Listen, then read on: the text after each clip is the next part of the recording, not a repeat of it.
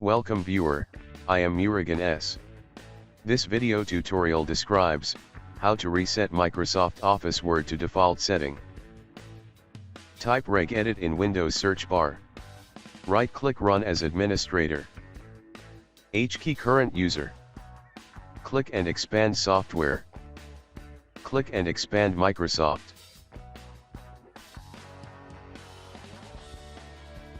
Click and expand Office. Click and expand Office version.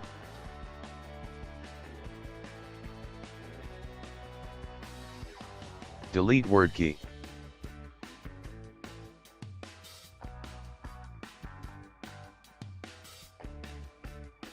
Click Yes to continue.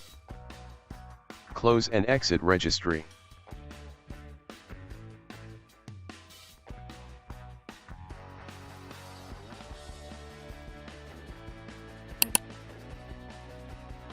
Restart your system.